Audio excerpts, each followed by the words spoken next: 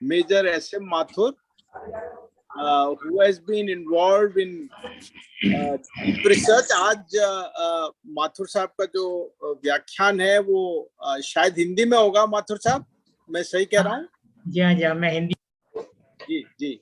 तो माथुर साहब इस विषय पर जो सनातन धर्म है उसके क्या लिंकेजेस हैं दी वर्ल्ड ओवर और स्पेशली यूरोपियन कंट्रीज में, उसको काफी वक्त से रिसर्च कर रहे हैं और उनके बारे में अधिक जानकारी अभी आपको अध्यक्ष महोदय से प्राप्त होगी।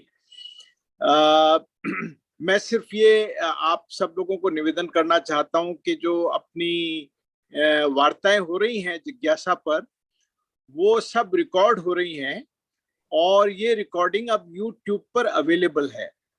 और अगर आप उसको दोबारा सुनना चाहें या कोई हमारे सदस्यगण, कोई पार्टिसिपेंट अगर उसको न अटेंड कर पाए तो बाद में भी उसको जिज्ञासा और जो स्पीकर है उनका नाम लिख के और AIS राजपेन लिख के आप उसको सुन सकते हैं। हालांकि जिज्ञासा अगर आप टाइप करेंगे तो बहुत सारे एक साथ आपके सामने आएंगे। सौभाग्य या दुर्भाग्यवश कोई अभिनेत्री भी है, उनका नाम जिज्ञासा सिंह है, तो सबसे पहले वही आती है, तो उसको आप इग्नोर कीजिए और जिज्ञासा जो अपना है उसमें आपको मिल जाएगा। और मैंने मनीष जी जो इसमें हमारा सहयोग करते हैं गीता मित्र फाउंडेशन के, उनको रिक्वेस्ट किया है कि इसकी जो प्लेलिस्ट है वो भी सब शेयर कर लें ताकि अपने आर्काइव्स रेडीली अवेलेबल हो जब भी आप उनको सुनना चाहें। और दूसरा मेरा निवेदन ये है कि विभिन्न विषयों पर ये वार्ताएं होती रहती हैं। अगर आपके कुछ सुझाव हों कि किस विषय पर करना चाहिए, जैसे एक सुझाव बेंच साहब ने दिया है कि क्रिप्टो करेंसी पर एक हो, तो मैं प्रयास कर रहा हूं कि कोई अच्छे विशेषज्ञ उनसे मिलें तो उस पर एक वार्ता हो पाए। लेकिन अगर आपकी तरफ से कोई सुझाव आए तो हम इस बात में इस चेष्टा में सफल होंगे कि ज्यादा से ज्यादा रोचक कार्यक्रम आपके लिए हम प्रस्तुत कर सकें। इन दो निवेदनों के साथ अब मैं अध्यक्ष महोदय को निवेदन करूंगा कि वो कृपया मेजर माथुर का परिचय दें और इस कार्यक्रम को प्रारंभ करें। धन्यवाद नरेंद्र। आज ये हमारे बड़े लिए सौभाग्य की बात है कि मेजर SM माथुर साहब हमारे बीच में हैं और हम उनको अपनी ओर से जिज्ञासा जो हमारा एसोसिएशन का फोरम है उसकी ओर से उनका हम स्वागत करते हैं। माथुर साहब, आपका बहुत बहुत स्वागत है। मेजर माथुर साहब ने अपना बैचलर्स डिग्री जो थी सिविल इंजीनियरिंग में और एडवांस सिविल इंजीनियरिंग जो किया वो आपने college of military engineering Poona से किया। उसके बाद आपने post graduate diploma in business management Poddar institute of management Jaipur से किया। इन दोनों संस्थाओं में आपने पढ़ाने का काम भी किया। मेजर माथुर ने 1971 में जो इंडो पाक वॉर हुई थी उसमें भाग लिया और उसके लिए उनको सेना मेडल मिला गैलेंट्री के लिए, जो भारत के राष्ट्रपति ने उनको प्रदान किया। एक सोल्जर होने के अलावा मेजर माथुर एक नाविक भी रहे हैं और ये आर्मी का ग्रुप जो बहुत एडवेंचरस ग्रुप था जिन्होंने 1985 और 1987 के बीच में एक पालदार नाव यार्ड के जरिए, जिसका नाम था तृष्णा, उसके आपने पूरी पृथ्वी की परिक्रमा करी, जो एक बहुत जीवट का काम था। और उस अवसर पर भारत सरकार ने एक फर्स्ट डे कवर भी निकाला और एक स्टैम्प भी उस अवसर पर निकाला। इसके बाद एक आपने और नाव में यात्रा करी, मुंबई से सिंगापुर और वापस। आप Rajasthan state sports council Jaipur के अध्यक्ष भी रहे हैं। आपको अपने सेलिंग के लिए बहुत सारे अवार्ड भी मिले। Mewar foundation award Udaipur, Maharana Pratap award by Rajasthan state sports council. Major Mathur को सर्टिफिकेट ऑफ मेरिट 1987 में Ocean Cruising Club United Kingdom से मिला, जो वहाँ का हाईएस्ट अवार्ड है ओशन क्रूजिंग के लिए। आप रोइंग के इवेंट्स के लिए इंटरनेशनल लेवल के अंपायर भी रहे हैं। आपने बहुत सारी जगह अंपायरिंग का काम किया, जिसमें pre Olympics Tokyo, Asian games Hiroshima, Asian championship Shanghai China में, और यहाँ पर जो जम्वा रामगढ़ में हुआ था, आप उसके एरिया मैनेजर थे, जो एशियन गेम्स 1982 में हुए थे। आप भारत सरकार की ministry of youth affairs and sports के बहुत सारे कमिटीज के सदस्य रहे हैं, जिसमें राजीव गांधी खेल रत्न अवार्ड, अर्जुन अवार्ड और द्रोणाचार्य अवार्ड के सिलेक्शन के लिए जो कमिटीज थी, आप उसके भी सदस्य रहे हैं।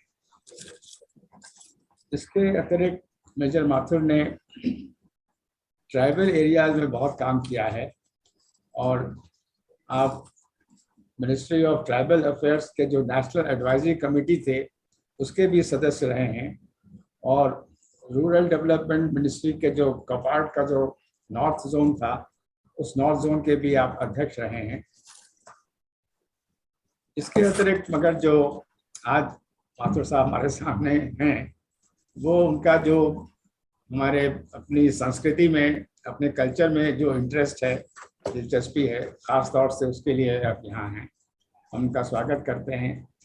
इन्होंने इस विषय के ऊपर बहुत गहरी रिसर्च करी है, और आपने अपने इसके लिए संस्कृत का अध्ययन किया, अपने जो स्क्रिप्चर्स हैं उनका अध्ययन किया, और बहुत से देशों में आपने यात्रा करी। आप यूरोप में बहुत सारे जगह गए, अमेरिका में गए, आयरलैंड, एशिया, ऑस्ट्रेलिया, और इन सब जगहों में आपने जाकर वहाँ पर जो लोकल लोग थे उनसे वार्ता करी, उनके जो धर्म गुरु थे उनसे चर्चा करी, जो इनकी पूजा के स्थान थे उनको देखा, वहाँ गए, और कई जगह तो आप उनकी जो रिलीजियस सेरेमनीज थी उसमें भी आपने भाग लिया। तो आपने वास्तव में जो रिसर्च करी है, ये बहुत गूढ़ रिसर्च है, और खुद स्वयं जाके करी हुई है। मैं उसके लिए बहुत उनको साधुवाद देता हूँ। और आपकी जो रिसर्च है वो शीघ्र ही एक पुस्तक के रूप में प्रकाशित होने वाली है, जिसका नाम शायद होगा हिंदू के केल्टिक स्वजन, यूरोप में भारतीय संस्कृति, नवीनतम अनुसंधान। इस पुस्तक के लिए मेरी शुभकामनाएं हैं माथुर साहब को, और हम सब आपको सुनने के लिए आते रहें। तो अब मैं निवेदन करूंगा माथुर साहब अपना व्याख्यान शुरू करें। सर्वप्रथम मेरी आवाज सुनाई दे रही है? मेरी आवाज सुनाई दे रही है? जी हाँ, जी हाँ। सर्वप्रथम मैं जिज्ञासा के सभी सदस्य गणों को नमन करता हूं, और विशेषकर मैं बहुत आभारी हूं श्री अरुण कुमार जी का, जिन्होंने मुझे हमेशा प्रोत्साहन दिया ऐसे कार्यों के लिए। श्री नरेंद्र सिंह सिसोदिया जी का भी, और श्याम सुंदर बिस्रा जी का भी मैं बहुत आभारी हूँ। ये विषय बहुत रोचक है, और मैं आज अपने आप को गौरवान्वित फील कर रहा हूँ कि आपने मुझे बुलाया, और मुझे आप सभी से आशीर्वाद मिलना चाहता हूँ कि आप मुझे आशीर्वाद दें कि और आगे काम कर सकूं। आप सभी लोग भारत सरकार के बहुत वरिष्ठतम अधिकारी रहे, इसलिए आपकी जो सोच है, आपकी जो आप जो इस पे निष्कर्ष निकालेंगे, वो हमारे लिए बहुत ही महत्वपूर्ण है। तो ये जो एक बहुत ही नया खोज है, और इस खोज में सामान्यतः हमारी ये धारणा है कि जो सनातन संस्कृति है वो एशिया तक सीमित है। हमारी ये जो खोज है ये पूरे यूरोप में है, और इसको मैं एक पावर पॉइंट प्रेजेंटेशन के रूप में आपके सामने प्रस्तुत करूंगा। और मैं आज आपसे यूरोप के अनेक देशों में लेके जाऊंगा, जहां मैं बताऊंगा कि न केवल वर्तमान में लेकिन पौराणिक काल में पूरे यूरोप में सनातन संस्कृति थी। उसके लिए विशेषकर हम हमेशा इंग्लैंड के बारे में चर्चा करते हैं, भारत पे उन्होंने शासन किया, लेकिन मैं आज इस विषय को समझाते हुए आपको ये भी सिद्ध करूंगा कि Britain was a Hindu kingdom, और जो अंग्रेजी है, इंग्लिश जो है, वो प्योर संस्कृत है। इसमें अनेक शब्द आएंगे, इंग्लिश के शब्द आएंगे, जिसको कैसे उनको संस्कृत से शब्द निकले हैं वो भी मैं आपको बताने वाला हूँ। तो सबसे पहली जो हमारे भारत से इन देशों में गए है, अनेक वेव्स गई हैं, जिसमें से सबसे पहली जो वेव गई है वो भगवान परशुराम के समय में गई। मैं रिक्वेस्ट करूंगा कि मुझे मेरा पावर पॉइंट प्रदर्शन शेयर करने के लिए अनुमति मिल जाए, तो मैं स्क्रीन शेयर प्लीज शेयर।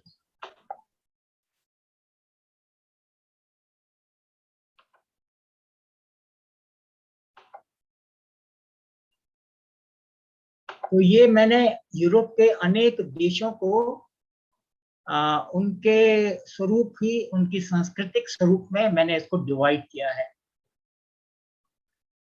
तो सबसे महत्वपूर्ण बात यह है कि क्या आज वास्तव में यूरोप में सनातन संस्कृति है, और ये इसको मैं आज सिद्ध ही करने वाला हूँ।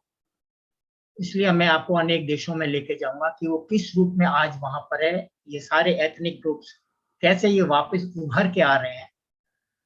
इनको हमने कुछ श्रेणी में डिवाइड किया है। सबसे ऊपर जो है वो है केल्ट्स कहलाते हैं, इनको सेल्ट्स भी बोलते हैं, और ये ब्रिटेन, आयरलैंड, फ्रांस, स्पेन, पुर्तगाल, नॉर्थ इटली, बाल्कन्स, इन देशों में अधिकांश रूप से हैं, लेकिन वैसे पूरे यूरोप में फैले हुए हैं।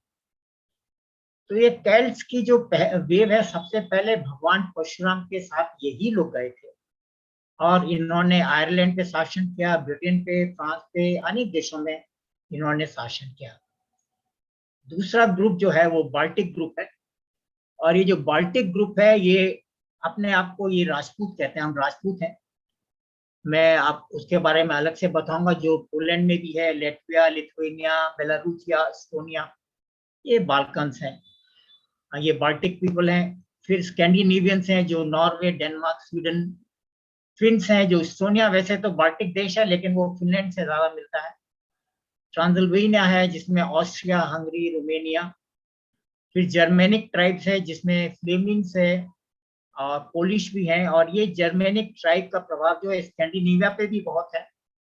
और अभी युद्ध चल रहा है यूक्रेन और रशिया का, इसमें स्लेविक्स हैं, जो पोलैंड, चेक रिपब्लिक, स्लोवेकिया, यूक्रेन, रशिया और क्रोएशिया, अनेक देशों में ये स्लेविक लोग हैं।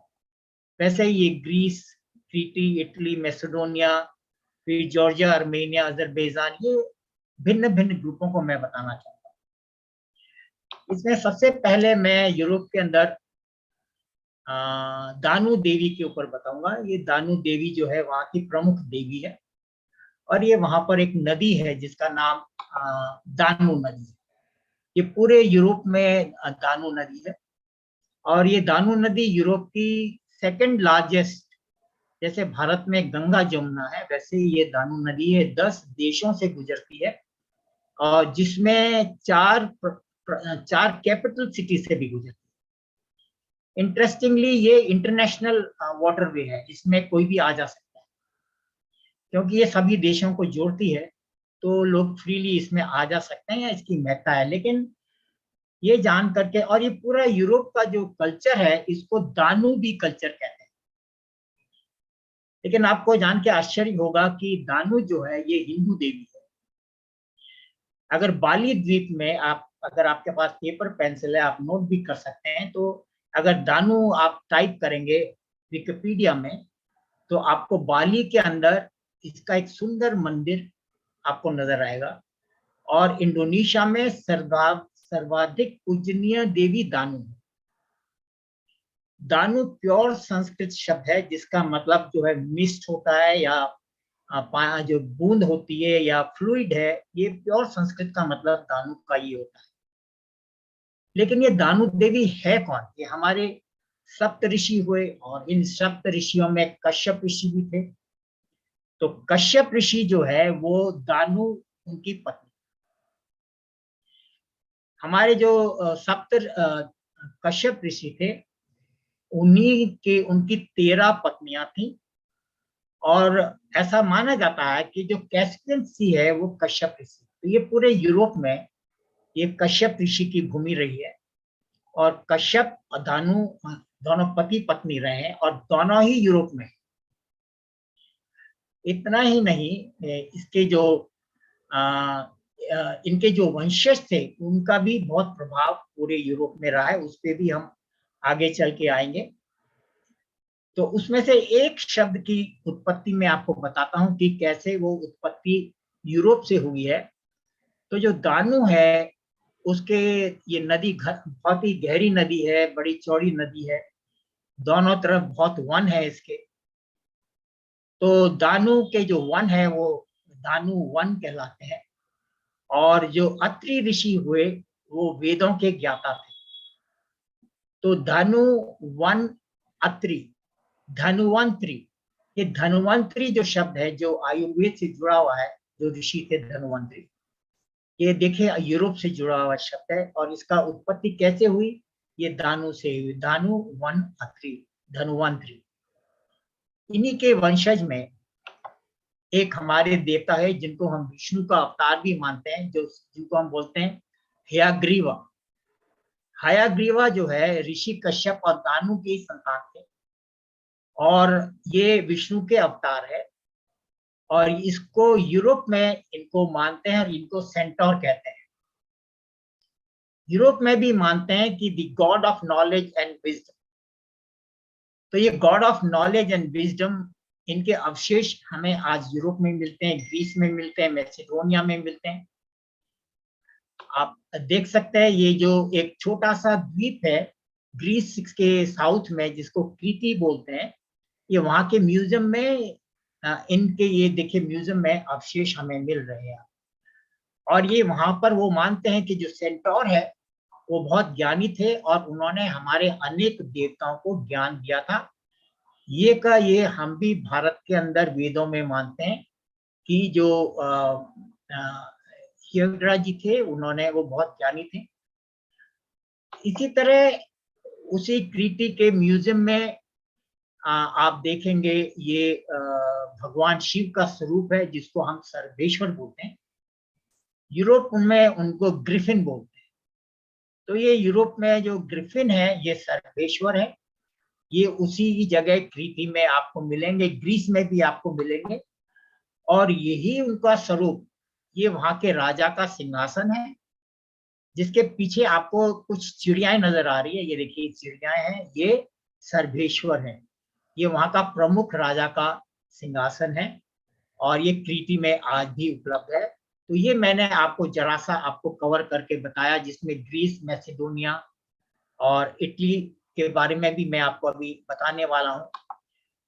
तो ये जो इटली वाले हैं, जिसको हम रोम बोलते हैं, तो वहां के अभी जो पौराणिक वहां की धर्म है, वो पुनः जो एथनिक ग्रुप है वो पुनः जागृत हुआ है, और वो अपने आप को पिता बोलते हैं। जो गुरु लोग हैं अपने आप को पिता बोलते हैं, और वो जुपिटर मतलब बृहस्पति को पूजते हैं, अपोलो को पूजते हैं, मित्रा को पूजते हैं। वो सूर्य देवता मित्रा को मित्रा बोलते हैं। और वो कहते हैं कि हमारा सबसे पौराणिक धर्म रोम का और इटली का रहा है। उनके हमने वेबिनार भी कराए हैं, बहुत सारे वेबिनार कराए। हम हर सैटरडे को एक वेबिनार कराते हैं इन्हीं विदेशों के साथ। और ये भी पता लगा कि रोम जो है उसको फाउंडेशन डे है वो रामनवमी के दिन हुआ। वहां का जो रोम का कैलेंडर है वो बृहस्पति बेस्ड है, जो भारत का भी सनातन कैलेंडर बृहस्पति बेस्ड ही है। और उनका पौराणिक नववर्ष भी संवत्सर ही है, और उसी दिन शुरू होता है, जो आज भी भारत में संवत्सर का प्रथम दिन है, उसी दिन उनका भी शुरू होता है। ऐसा उन गुरुओं ने अपने वेबिनार में ही बताया है। तो बहुत समानताएं हमें रोम से मिल रही हैं, मैसिडोनिया से मिल रही हैं, ग्रीस से मिल रही हैं। ये देखिए उनके पौराणिक जो बृहस्पति का मंदिर है, जुपिटर टेम्पल इटली में है, ये उसकी तस्वीरें हैं। और ये जो मंदिर है ये हमारा वाराणसी में है, बृहस्पति टेम्पल। और इसी तरह उन्होंने नए बृहस्पति टेम्पल को बनाया है, जिसको वो अब नया उन्होंने, पुराने क्योंकि बहुत क्षीण हो गए हैं, उनमें जा नहीं सकते, इसलिए उन्होंने नया बृहस्पति का टेम्पल बनाया। और ये देखिए वो किस तरह से वो पूजा करते हैं, उनके वस्त्र क्या होते हैं। तो ये सारा कुछ हमारे हिंदू कैलेंडर जो पंचांग है उससे तिथिशा मिलने लगा है। और वैसे ही 60 साल का कैलेंडर साइकिल जो भारत में होता है, वैसे ही उनका भी 60 साल का साइकिल कैलेंडर है। हर वर्ष का एक नाम है और उस नाम से उस वर्ष की विशेषता पता लगती है। बिल्कुल वैसा ही इसके ऊपर अब हमने रिसर्च टॉपिक लिया है, जो हम यहाँ के विद्वानों के साथ हम मिलके शुरू करने वाले हैं। तो इसी तरह ये देखिए, ये बृहस्पति को पूजने के लिए जुपिटर है, ये वहाँ के गुरु हैं, आप देख सकते हैं। मैं हूँ, मेरी पत्नी भी है यहाँ। और ये गुरु अब इनका स्वर्गवास हो गया है, उनकी हमने पूजा पद्धति देखी वहां पर। ये हेलिन्स भी कहलाते हैं, ये ग्रीस के लोग हैं, हेलिन्स कहलाते हैं। अपने आप को स्पार्टन्स भी बोलते हैं। ये अलेक्जेंडर अपने वंशज है, हम अलेक्जेंडर जो है ये इन्हीं हेलिन्स से आए थे। स्पार्टन्स भी कहलाते हैं, मैसिडोनिया से। और ये अपने इस एथनिक ग्रुप को वहां के ग्रीस में इनको मान्यता मिल गई है। और जब हम इनकी पूजा पद्धति को देखने के लिए वहां गए तो आप देखिए बिल्कुल भारत के समान गेहूं है, आप देखिए वो दूध है और शंख है, और इसी तरह सारी हवन की पद्धति उन्होंने वहां पर करी। ये हमारे द्वारा ली गई फोटोएं हैं। अब मैं एक विशेष विषय पे आने जाता हूं जो हमारे लिए सबसे महत्वपूर्ण है, जिसको हम केल्ट्स कहते हैं। और मैंने बताया कि ये भगवान परशुराम के समय के गए लोग हैं। इन्होंने ब्रिटेन पे शासन किया, आयरलैंड पे शासन किया, फ्रांस पे किया, स्पेन, पुर्तगाल, नॉर्थ इटली, बाल्कन कंट्री जिसमें ग्रीस और ये सारे क्रोएशिया, ये सारे देश छोटे छोटे देश आ जाते हैं, बाल्कन्स में आ जाते हैं। और ये वैसे पूरे यूरोप में है, वैसे तो पूरे यूरोप में है। और ये सबसे पहले भगवान परशुराम के समय के हैं और आज भी भगवान परशुराम को वो पूजते हैं। और वो भगवान परशुराम को दंदा बोलते हैं। दंदा का मतलब स्टाफ होता है, जैसे हम बोलते हैं क्लब या स्टाफ, दंडा। दक्षिण भारत में भगवान परशुराम को डंडा बोलते हैं। हमको भगवान परशुराम के 16 उनके नाम मिले। उनके हर नाम का एक श्लोक है, जिसमें डंडा के नाम पे भी एक श्लोक है। और जो यूरोप के लोग हैं उनको बोलते हैं God with battle axe and cauldron, मतलब भगवान जिसके हाथ में फरसा और कमंडल है। तो ये भी बोलते हैं दगदा के जिसके हाथ में स्टाफ और क्लब है वो चिरंजीवी है। और ये, तो इससे मैं ये सिद्ध करना चाहूंगा कि जिस समय भगवान परशुराम रहे होंगे, देखिए रामायण से भी पहले भगवान परशुराम थे, तो कम से कम 10,000 साल पहले जाके उन्होंने वहां राज्य स्थापित किए। और हमारे ग्रंथों में लिखा है कि उन्होंने 21 बार विश्व विजय करी। तो इससे ये सिद्ध होता है कि इसमें और भी आगे चल के हम बताएंगे कि Britain was a Hindu kingdom. मैंने यहाँ इंग्लैंड शब्द इस्तेमाल नहीं किया है, कई लोग इसको कंफ्यूज करते हैं, या भारत में अनेक लोग ये नहीं समझ सकते कि ब्रिटेन और इंग्लैंड में क्या फर्क है। तो एक महायुद्ध हुआ था, उस युद्ध के बारे में मैं नहीं जाऊंगा क्योंकि समय सीमा है, जो जूलियस सीजर और गॉल के जो ट्राइबल किंग है वर्सिंगटॉरेक्स के बीच में हुआ था। उसको आज भी वहां के लोग नहीं भूले। और वो रोम और फ्रांस के बीच में हुआ था। ये जो गॉल शब्द है वहां का एक देश था जो कि फ्रांस, जर्मनी और नीचे पुर्तगाल, स्पेन मिला के बहुत बड़ा था। वहां का एक ट्राइबल किंग था, उनका युद्ध हुआ जिसमें जूलियस सीजर ने उसको हराया था। और उसके बाद पूरे यूरोप का दृश्य बदल गया। ये युद्ध 1958 बीसी और 50 के बीच में हुआ था। और ये बहुत भयानक युद्ध हुआ था। आज भी यूरोप के लोग, जैसे हम आज भी पृथ्वीराज चौहान के युद्ध को नहीं भूले, वैसे यूरोप के लोग आज भी इस युद्ध को नहीं भूले हैं, क्योंकि उसने पूरी संस्कृति को वहां नष्ट कर दिया। मैं बहुत सारे देवी देवताओं के नामों पे नहीं जाऊंगा, लेकिन केवल 2 देवता के बारे में बता रहा हूँ। हमारे पास पूरी लिस्ट है और उस सबका अध्ययन हो चुका है कि ये जो आज भी ब्रिटेन में, आयरलैंड में, फ्रांस में जिन देवी देवताओं को वो पूज रहे हैं वो सारे हिंदू देवी देवता हैं, और उनके नाम भी हमारे संस्कृत में निकल के आ रहे हैं। जैसे पहले देवता तो दगदा मैंने बताया, उसको देखिए उसमें लिखा है ओल्ड केल्टिक, तो ओल्ड केल्टिक में उसको दगदीश बोलते हैं। यहाँ आप देख सकते हैं ये दगदीश या दगदीश है। और जो आयरलैंड, स्कॉटलैंड, वेल्स में उसको दंदा बोलते हैं, और ब्रिटेन में क्या बोलते हैं, इसी तरह फ्रेंच में क्या बोलते हैं, ये अलग अलग नाम से है। और हम जगदीश बोलते हैं, इतना ही है, वो दगदीश बोलते हैं, हम जगदीश बोलते हैं, इतना ही अंतर है। और देखिए ये है लुगस, मतलब देवता है, ये संस्कृत का शब्द है, इसका विश्लेषण अभी मैं नहीं करूंगा समय के कारण। लेकिन आप उसका दूसरा शब्द देखेंगे तो ये देव ऋषि है, मतलब देवता, देव ऋषि। ओल्ड केल्टिक में उसको ल्यूगस, देव ऋषि बोलते हैं। और उनको क्या बोलते हैं, लुगस, किंग ऑफ गॉड्स। हम भी देव ऋषि को देवताओं का ऋषि मानते हैं या देवताओं का गुरु मानते हैं। तो उसकी सिग्निफिकेंस देखिए, लुगस, किंग ऑफ गॉड, ये वही नारद मुनि है जिसको वो देव ऋषि बोलते हैं, देव ऋषि बोल रहे हैं। ऐसे हमने अनेक देवताओं के नाम निकाल लिए जो आज भी ब्रिटेन, फ्रांस, इटली, ये सारे देशों में आज भी वो पूछते हैं और उन्हीं नामों से पूछ रहे हैं।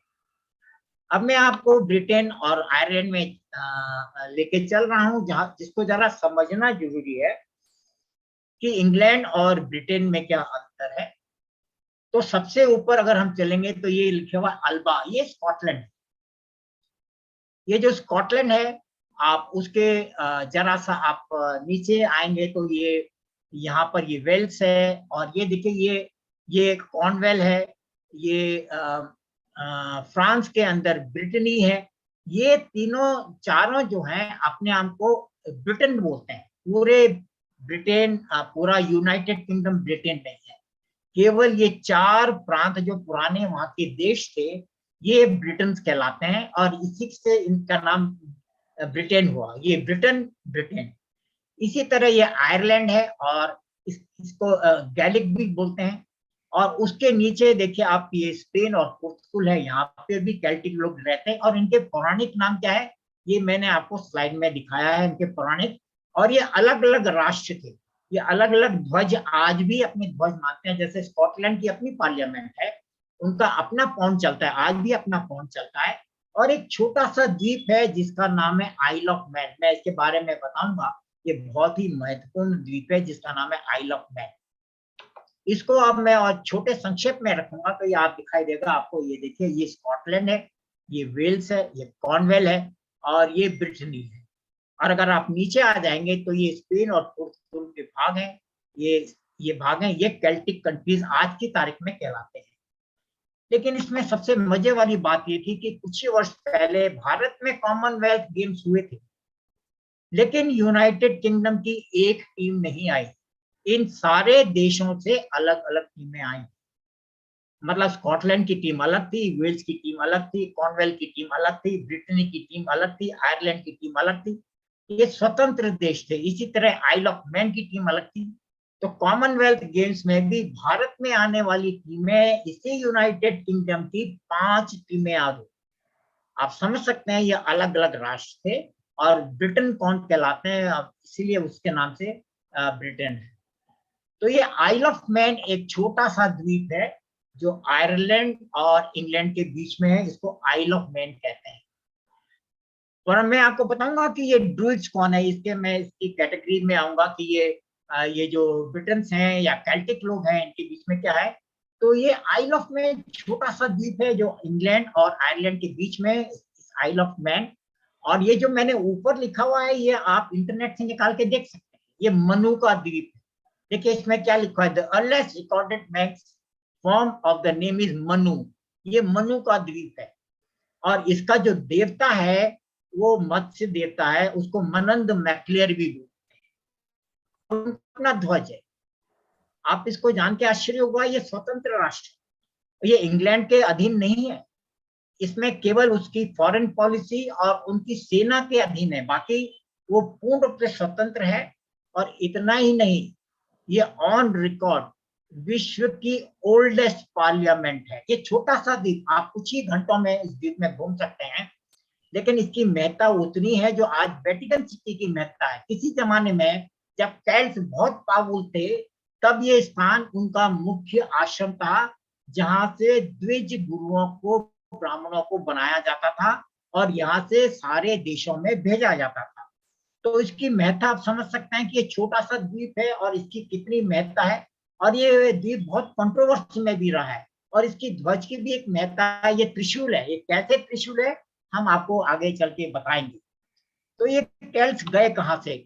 तो ये सबसे पहले हिंदू कुश से होते हुए ये ऑस्ट्रिया पहुंचे। सबसे पहले ये ऑस्ट्रिया पहुंचे। ऑस्ट्रिया में ये स्थान है जिसको हम बोलते हैं हॉलस्टेड। तो ये हॉलस्टेड जो है ये वर्ल्ड हेरिटेज साइट है। यहाँ पर नमक की खाने हैं और नमक की खान के बगल में ही एक बहुत बड़ी लेक है। तो पौराणिक काल में नमक की बहुत ज्यादा वैल्यू होती थी, आज भी है। तो इस लेक से इस नमक की खान में पानी डाल करके उससे नमकीन पानी को निकाला जाता था और स्विट्जरलैंड से भी आगे तक बैम्बू पाइप से, क्योंकि ये सारे यहाँ पर बड़े बड़े माउंटेन्स है, उनके माध्यम से होते हुए उस नमक के पानी को भेजा जाता था। और आप देख सकते हैं किसी जमाने में ऑस्ट्रिया, क्योंकि वो कल्चरली बहुत स्ट्रॉन्ग कंट्री था, तो उसकी ऑस्ट्रिया का पूरे यूरोप में बहुत अधिक प्रभाव था। और आपको ये भी जान के आपको शायद आपको पता ही होगा कि नेपोलियन का की पत्नी जो थी वो भी ऑस्ट्रियन थी। हिटलर भी ऑस्ट्रियन था, वो जर्मन नहीं था, वो ऑस्ट्रियन था। तो ऑस्ट्रिया का बहुत प्रभाव रहा है। और उसके बाद ऑस्ट्रिया से ये लोग एल्प्स जो पहाड़ियां से होते हुए, इटली से होते हुए, फिर ये कुछ लोग स्पेन में चले गए, कुछ लोग पुर्तगाल में चले गए, लेकिन ज्यादा ये फ्रांस, फिर ब्रिटेन, फिर आयरलैंड, ये वहां तक पहुंच गए। और आज प्रमुखतः जैसा मैंने पहले बताया उन देशों में आज बसे हुए हैं। और ये भगवान परशुराम के समय के गए लोग। आप कुछ मैप देख सकते हैं, ये सारे इंटरनेट पे उपलब्ध हैं। कोई भी मैंने कोई नया मैप नहीं बनाया है, ये है। इसी तरह बाल्कन देशों में भी ये है, जिसके अंदर आप देखिए सर्बिया आ जाता है, मैसेडोनिया आ जाता है, ग्रीस आता है, क्रोएशिया आता है। यहाँ भी प्रचुर मात्रा में ये केल्टिक लोग मिलते हैं। अब मैं इनका सोशल स्ट्रक्चर बताऊंगा। और हमारे सप्तऋषि हुए, हमें पता है कि हमारे सबका कोई ना कोई गोत्र होता है। उन ऋषियों के नाम से हमारा गोत्र भी है। तो उन ऋषियों के आश्रम में कैसा अध्ययन होता था ये हमें पता नहीं लगता कि वो अध्ययन कैसे होता था, कहाँ होता था, उसमें क्या कराया जाता था।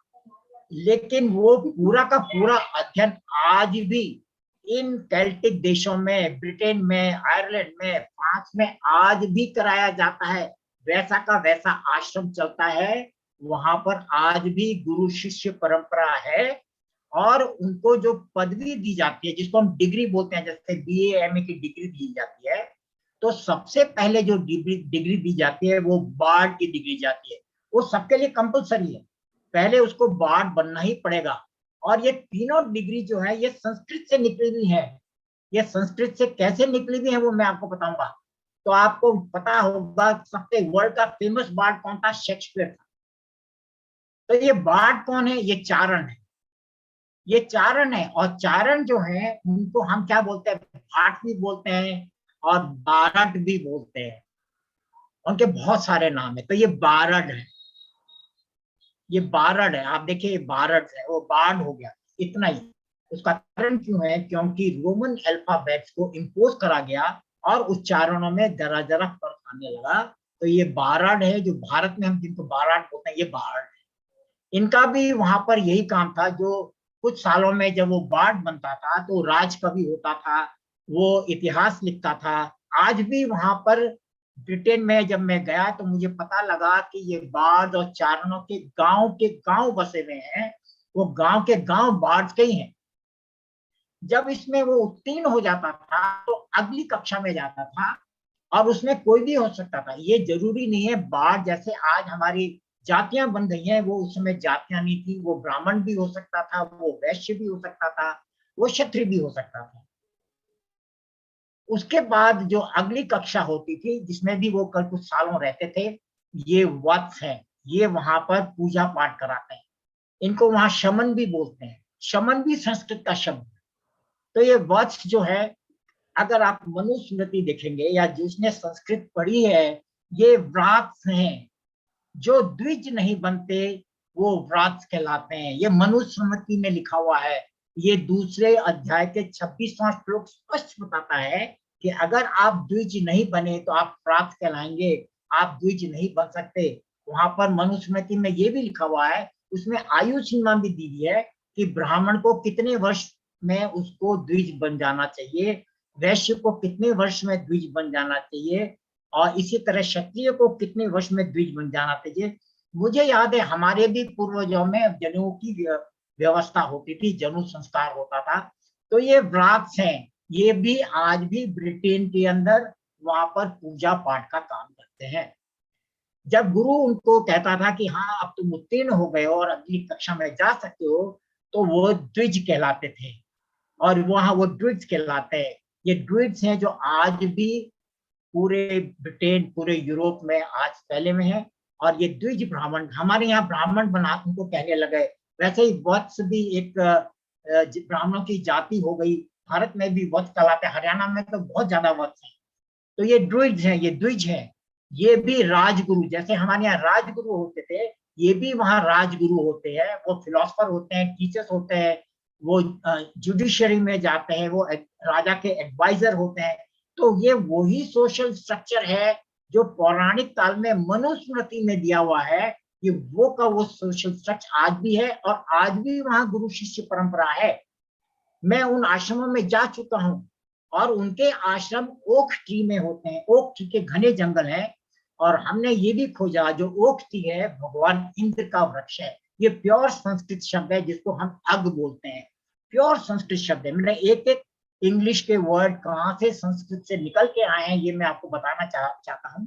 ये एक एक शब्द इनकी महत्ता है। देखिए, अब ये जो स्लाइड है ये बहुत महत्वपूर्ण स्लाइड है। ये आज भी ब्रिटेन का 50 पेंस का कॉइन है, और ये 50 पेंस का जो कॉइन है आप देख सकते हैं बीच में एक देवी है, उनका मुकुट रोमन है, क्योंकि रोमन्स का बहुत प्रभाव रहा है ब्रिटेन पे, उन्होंने शासन किया था। लेकिन उनके हाथ में त्रिशूल है, एक सिंह है और एक ढाल है, और वो ढाल में जो बना हुआ है उसको हम आगे एक्सप्लेन करेंगे वो क्या है। तो ये गॉडेस ब्रिटनी है, ये कॉइन के ऊपर है, आज भी ब्रिटेन का कॉइन है, ये उसके ऊपर है। ये ब्रिटेन के कॉइन में त्रिशूल कैसे आ गया?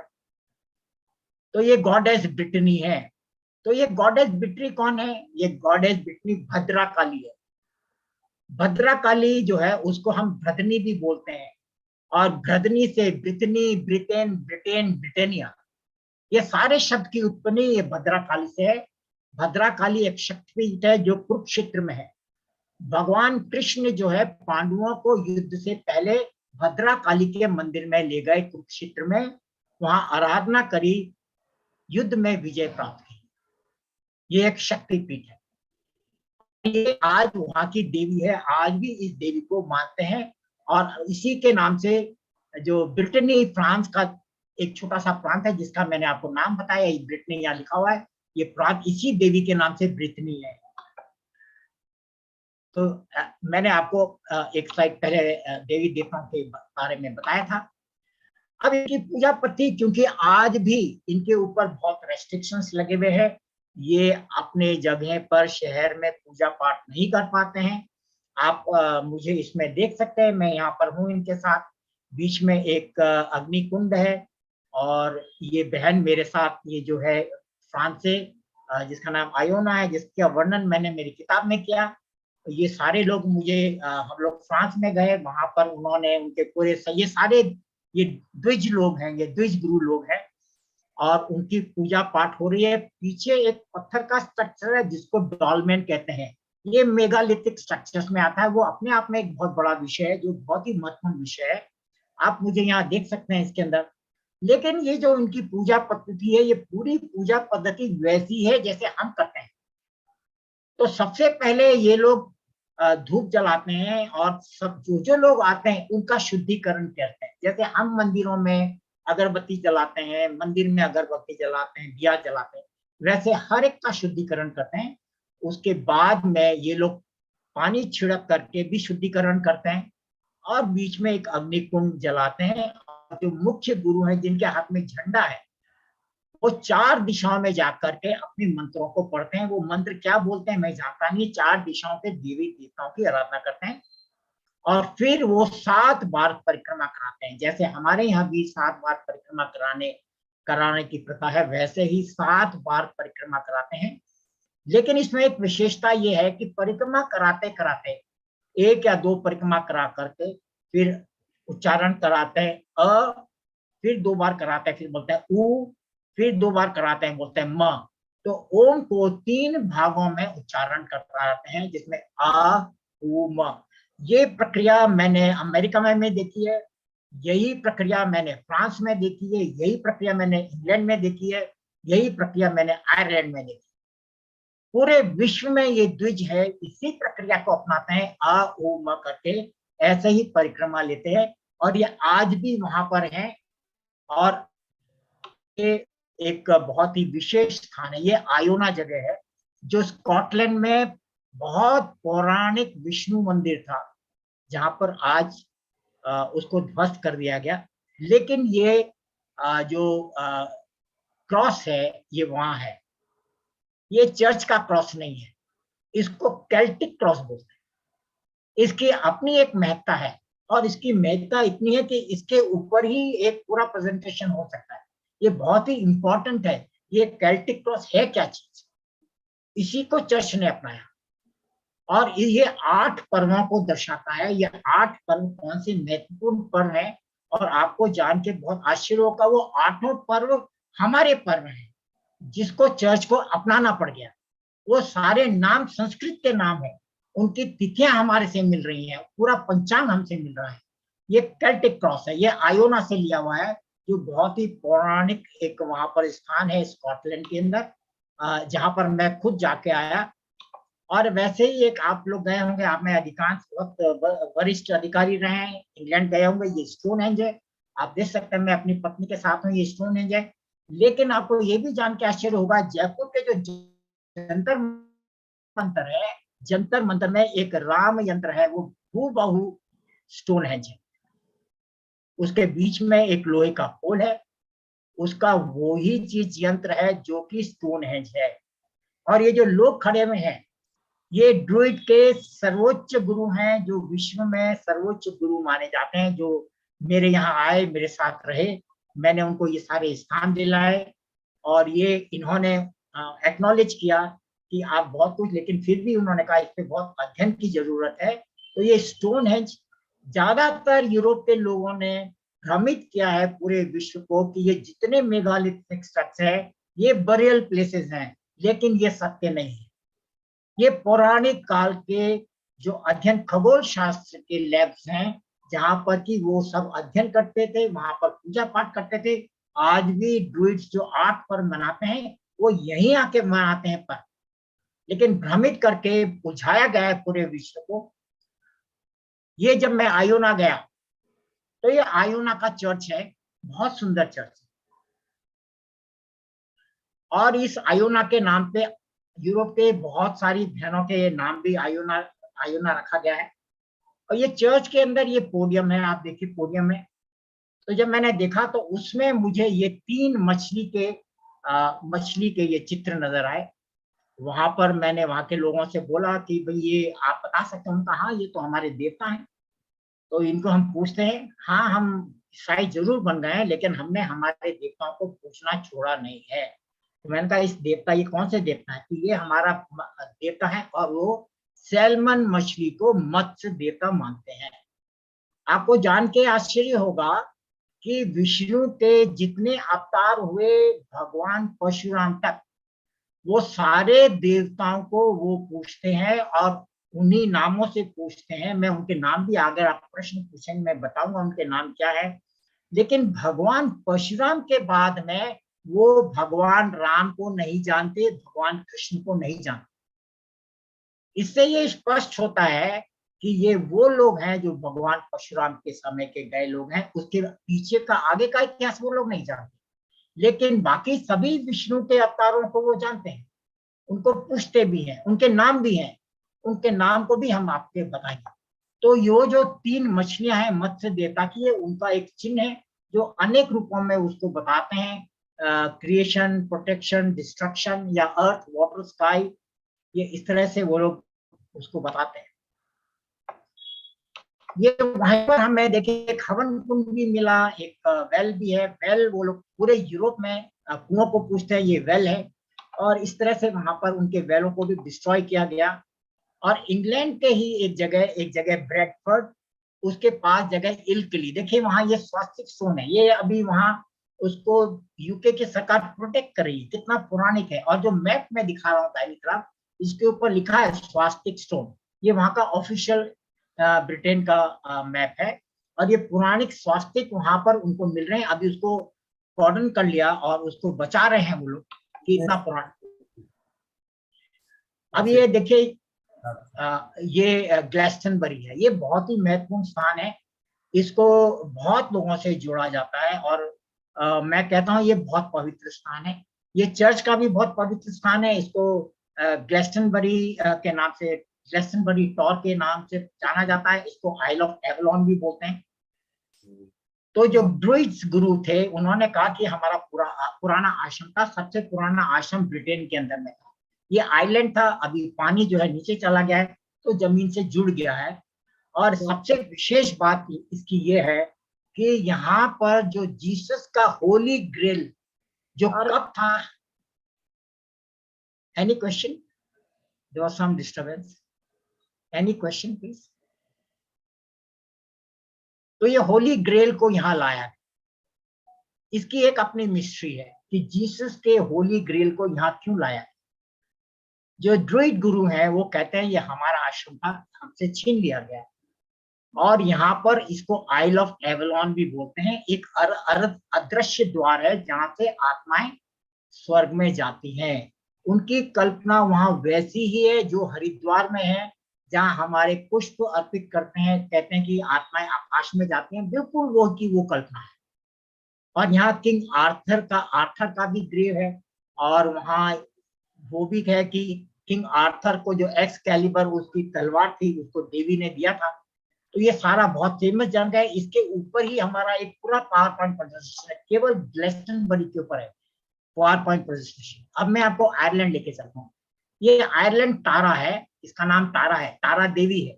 मैं उसको ये इस एरिया को ये जो है उज्जैनी बोलता हूँ। यहाँ का जो राजा, ये पूरे द्विज गुरु लोग थे, उनका आश्रम था, और ये सबसे महत्वपूर्ण आश्रम आयरलैंड का था। यहाँ पर अग्नि जला करके जिसको भी राजा घोषित कर दिया जाता था वो पूरा आयरलैंड का राजा होता था। ये सबसे पौराणिक शिवलिंग है आयरलैंड के अंदर। और यहाँ के जो राजा है उसको लह बोलते हैं। लह प्योर संस्कृत शब्द है जिसका मतलब इंद्र है। ये ड्रुइड्स का आश्रम था, जैसे हमारे ऋषि मुनि होते थे, यहाँ राजा का कोई भी लॉ नहीं चलता था। हमारे यहाँ भी ऋषि मुनियों के पास राजा को जाना होता था, ऋषि मुनि राजा के पास नहीं आते। राजा का राज्याभिषेक यहाँ होता था, उसको सम्मान यहाँ जाता था। और सबसे एंशिएंट एस्ट्रोनॉमिकल लेबोरेटरी है ये, इससे पुरानी विश्व में एंशिएंट एस्ट्रोनॉमिकल लेबोरेटरी नहीं है। इसको भगवान परशुराम के समय में स्थापित किया गया था। इसके चारों तरफ इतने मंदिर और चिन्ह है जिनको देख करके यहाँ का पंचांग निकाला जाता है। और वो पंचांग जो वहां के द्विज लोग निकालते हैं, वो 8 पर्व हमारे पर्वों से हर वर्ष तिथि शाह मिलते हैं। और ये विशाल क्षेत्र है, पूरा विशाल क्षेत्र है। ये हूबहू वैसा ही है जैसे उज्जैन है। उज्जैन की जो महत्ता है वो महत्ता इस जगह की। तो हमारा पंचांग इस जगह से कैसे मिलता है, वो कैसे वो तिथियां निकालते हैं, उस पर भी मैं आपको एक बताऊंगा। तो इसी परिसर में ये एक स्थान है जिसको न्यू ग्रेज बोलते हैं। और आप देख सकते हैं, मैं खड़ा हुआ हूँ, उसका द्वार है, नीचे अंदर जाने का द्वार है, ऊपर जो है वेंटिलेटर है। और वेंटिलेटर के ऊपर ये वहां का जो गाइड है वो नहीं बताया, उन द्विज गुरुओं ने बोला, वो आपको भ्रमित करेंगे, वो यही बोलेंगे ये बरियल प्लेस है, लेकिन ये बरियल प्लेस नहीं है। ऊपर में क्वार्ट्ज के 2 पत्थर होते थे अंदर जाकर के, और केवल उत्तरायण के समय ही सूर्य की किरणें इसमें प्रवेश कर सकती थी। और आखिर में जा करके 3 अर्दन पॉट में जा करके पानी भरा होता था, उसमें रिफ्लेक्ट होके गिरती थी। इसका क्या उपयोग होता है मैं अभी कह नहीं सकता हूँ, उसका अभी अध्ययन चल रहा है, लेकिन द्विज के लिए ये एक बहुत ही सेक्रेट प्लेस है। इसका नाम न्यू ग्रेंज है। ये वर्ल्ड हेरिटेज साइट है, वर्ल्ड हेरिटेज साइट। और जो द्विज गुरु हमें नक्शा भेजते हैं, देखिए वो अपनी तिथियां कैलकुलेट करते हैं, इस तरह से कैलकुलेट करते हैं, वो इसी तारा क्षेत्र से करते हैं। ये मैप उनका भेजा हुआ है और ये तिथियां हमारे से मिल रही हैं, एक एक तिथियां हमारे से मिल रही हैं। जैसे इस बार हमारी अक्षय तृतीया 3 तारीख को थी, उनकी भी 3 तारीख को थी। जो दिवाली का दिन होता है वो उनका नववर्ष है। वो तिथियां हमारे हर वर्ष बदलती हैं, उनकी भी हर वर्ष बदलती है। तो उनके द्वारा भेजाया गया कैलेंडर किस तरह से कौन सी सूर्य की किरणें किस मंदिर पे किस पत्थर पे जाके गिरती हैं, उसको कैलकुलेट करके वो हमको भेजते हैं और वो सारे पर्व वहां मनाते हैं। ऐसा के ऐसे मेगालिथ स्ट्रक्चर ब्रिटनी फ्रांस में है। आप ये देखिए, इसका नाम है गाउरिनिस। और ये टनल है, ये मैं खड़ा हूँ, ये गाइड है। ये यहाँ इधर से सूर्य की किरणें जाती हैं, सूर्य की किरणें आखिर में जाके इस शिला के ऊपर गिरती हैं, ये भी उत्तरायण के समय में, और केवल 8 दिन गिर सकती हैं। 18 दिसंबर से लेकर के 26 दिसंबर तक दिन रात में बदलाव नहीं आता है, बिल्कुल दिन रात में कोई बदलाव नहीं आता है, वो का वो रहता है, कोई भी घटता बढ़ता नहीं है। उन्हीं 8 दिनों में जाती हैं, जबकि सूर्य की किरणें इसमें गिरती हैं। ये भी एक वर्ल्ड हेरिटेज साइट है, ये ब्रिटनी है। और यहाँ ब्रिटनी में मेगालिथिक स्ट्रक्चर है। और ये जब सूर्य के अंदर जाती है, देखिए गुफा है, इस गुफा में आखिर में जाके वो शिला है। और ये जो गुफा है, इसके दोनों जो पत्थर अंकित हैं, इनको ऐसा घड़ाया गया है जैसे कि सांप की कैंचुली हो, सांप की कैंचुली, सांप का जो शरीर होता है उस प्रकार से है, और वो शिला का मुंह बिल्कुल सांप जैसा है। उन्हीं दिनों में हमारे यहाँ भी काल दोष का निवारण किया जाता है, उसकी पूजा पाठ। उसके ऊपर लिंटल है जिसमें 2 सांप बने हुए, इसमें बहुत स्पष्ट नहीं आया है। और यही एक और मेगालिथिक कारण है कि पूरा लोग कहते हैं कि एलियंस के लैंड होने के लिए है, लेकिन ये 1-1.5 किलोमीटर लंबे पत्थरों की 7-8 पत्थरों की लंबी सी कतारें हैं। और बाद में अभी जब अध्ययन किया, वो जो पूरे प्रोफेसर है भारत आते रहते हैं, पूरा साल का कैलेंडर है ये। इससे पुराना कैलेंडर हमको विश्व में नहीं मिला, पत्थर से बना हुआ कैलेंडर, ऋतुएं बताता है, तिथि बताता है, कब आपको बीज रोपण करना है, कब आपको फसल काटनी है, ये सारा ये कैलेंडर बताता है। अब आप देखिए, ये केल्टिक लोग हैं पूरे यूरोप में कहां तक फैले। अगर मैंने आपको कन्विंस किया कि हाँ ये भगवान परशुराम के समय में गए हुए हैं, तो आप ये जो पीला पीला नजर आ रहा है, ये सारे केल्टिक लोग हैं और ये पूरे यूरोप में है। अब मैं दूसरे विषय पे आता हूँ, जो कि बाल्टिक। सबसे पहले मुझे आश्चर्य जब हुआ जब ये इसके गुरु जयपुर में आए थे, तो सबसे पहले उन्होंने मुझे कहा कि हम लोग राजपूत हैं। मुझे बड़ा आश्चर्य हुआ, आप राजपूत कैसे हैं? कोई भी विदेशी को मैंने नहीं सुना जो कहता है मैं राजपूत हूँ। कहता नहीं, हम राजपूत हैं, हमारी वैदिक संस्कृति है। मुझे बहुत आश्चर्य हुआ, 4000 किलोमीटर वैदिक कल्चर, उनकी भाषा संस्कृति है, इसमें कोई शक ही नहीं है। और इनका बहुत बड़ा राज्य था किसी जमाने में। ये जो लिथुआनिया का राज्य था, पोलैंड के साथ मिल करके ब्लैक सी से लेके बाल्टिक सी तक, जिसके अंदर यूक्रेन भी था, हंगरी भी, सारे देश इसमें, ये रशिया से भी बड़ा था। रशिया को तो इन्होंने एक बार जीत भी लिया था। तो ये आप समझ सकते हैं कि ये कितना बड़ा सा, पूरी भाषा इनकी संस्कृत है, इनके देवी देवता मिल गए, इनके देवी देवताओं के नाम मिल गए, पूरी भाषा इनकी संस्कृत में निकल के आ गई है। तो इन्होंने रशिया से कैसे आजादी ली? तो ये देखिए, वो हर जुलाई में एक सॉन्ग फेस्टिवल मनाते हैं, रशिया से आजादी। ये पहला देश था जिसको आजादी मिली। और हमने इस देश के ऊपर काम करना 15 साल पहले शुरू किया था, जब इन्होंने पहली बार हमारे पास आए। उसके बाद निरंतर हर वर्ष ये आते हैं, हम इनको पूरा भारत घुमाते हैं और इनके जो सांस्कृतिक मंदिर हैं, स्थान है, उनको घुमाते हैं, हमारे लोगों से मिलाते हैं, यूनिवर्सिटीज में हम लेक्चर कराते हैं। तो आप देखिए, ये हर जुलाई में इन्होंने ये प्रभात फेरी करके इन्होंने लाखों गीतों को इकट्ठा संकलन किया, उन गीतों से प्रेरित था। और इन गीतों के कारण ही रशिया घबरा गया। और उन्होंने बताया कि जब हम लोग को आजादी मिलने वाली थी, तो मैं वहां पर एक, जैसे हमारे यहाँ विजय चौक है, मैं वहां पर स्वास्तिक का झंडा लेके गया। तो वहां पर मुझे पूछा, रशियंस ने वहां पर सभी ने पूछा मुझे, कि केजीबी ने पूछा ये झंडा कहाँ से लाए। मैंने कहा कि मैं जानता नहीं, हमारे पूर्वजों के ग्रेव में से मिला है। और वो मैंने कहा आपका तो छोटा सा देश है, रशिया की आर्मी एक दिन में ले लेगी आपको। कहता हाँ आप ठीक कर रहे हैं, लेकिन ये मूवमेंट इतना तेज था, पूरा रशिया घबरा गया। उनको लगा कि इनको आजादी देना ज्यादा अच्छा है। मैंने कहा ऐसा क्यों है? तो उन्होंने कहा कि मेजर माथुर आप जानते नहीं है, पूरे रशिया में वैदिक संस्कृति है, पूरे रशिया में वैदिक संस्कृति है। तो अगर और ज्यादा दिन ये स्ट्रगल चलता तो रशिया के और भी टुकड़े हो जाते। तो आप देख सकते हैं ये सॉन्ग फेस्टिवल हर साल मनाते हैं जुलाई में, और किस तरह से छोटी छोटी चीजों को हमने इकट्ठा करके इनका अध्ययन किया है। जयपुर में आए, मैं उनको सिटी पैलेस लेके गया, वहां पर उस दिन पोस्ट बड़े का कार्यक्रम हो रहा था। तो जो गुरु माता है उन्होंने पूछा कि ये क्या हो रहा है, उतना बड़े बट रहे थे, हलवा बट रहा था। मैंने कहा ये हमारा पर्व है, इसको हम पोस्ट बड़ा कहते हैं, ये दिसंबर जनवरी के महीने में होता है। कहता है ये तो हमारा भी फेस्टिवल है। तो मैंने कहा आप क्या बोलते हैं? कहता है हम इसको पोस्ट जीमो बोलते हैं, जीमन, हम जीमन बोलते हैं, वो जीमो बोलते हैं। तो ये पोस्ट जीमो हमारा भी फेस्टिवल है। कल्कि भगवान उनके देवता हैं, हम उनको कल्कि भगवान के मंदिर में लेके गए, जो हमारे वहां पर हवा महल के पास में एक कल्कि भगवान का मंदिर है। जयपुर के जो राजा थे प्रतिदिन उठ करके ऊपर से छतरी से पहले कल्कि भगवान के दर्शन करते थे और गोविंद देव जी के दर्शन करते। तो कल्कि भगवान के मंदिर ले गए, कहते ये तो हमारा भी देवता है, ये उनके राष्ट्रीय ध्वज पर है, उनके कॉइन्स पर है, मैं आपको फोटो में दिखाऊंगा आगे। तो ये कल्कि भगवान उनके देवता है। और जब हम उनको साथ रखते हैं तो उनको हम शीर्ष पकड़ा देते हैं, और जो भी चीजें उनको नहीं मिलती है वो लिखते रहते हैं, हम उनको खोजते रहते हैं। तो एक दिन उन्होंने कहा कि हमारे जो लड़कियां शादी होके जाती हैं उनको हम बक्सा देते हैं, उसमें गहने होते हैं, उसके अंदर कपड़े होते हैं, हम उसको कुबेरस बोलते हैं। तो मैंने कहा कुबेर तो हमारे भी देता है, तो उनके कुबेर हमारे भी देता है।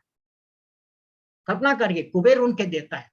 तो हम जब गुवाहाटी गए, वहां पर जो हमारे देवी का कामाख्या माता का मंदिर है, उसके अंदर कुबेर का मंदिर है, उसको वहां के पुजारी बंद रखते हैं, अंदर किसी को जाने नहीं देते। हमने विशेष परमिशन ली, उनके लिए खुला गया कुबेर का मंदिर, बहुत प्रसन्न हो गए।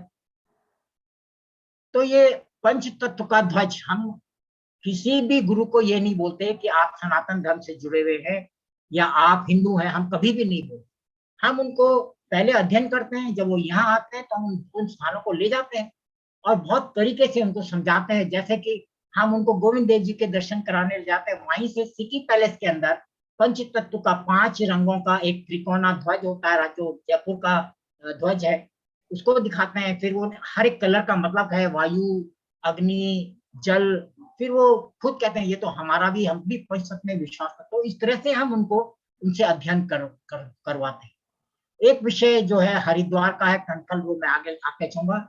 और वो भारत में आकर के उन्होंने, जब उनकी गुरु की मृत्यु हो गई तो उन्होंने कहा कि मेरी जो बरसी है भारत में मनाना। तो गुरु माता त्रिवेंद्र में जाकर के भगवान परशुराम के मंदिर में हमने उनकी बरसी बनाई। और अब आगे मैं आपके विषय लूंगा। वैसे ही वहां उनके यमुना नदी है, चित्तौड़ से प्रेरणा लेते हैं, स्वास्तिका है, और प्रतिदिन अपने पूर्वजों के लिए एक प्लेट वो अपने टेबल पे रखते हैं।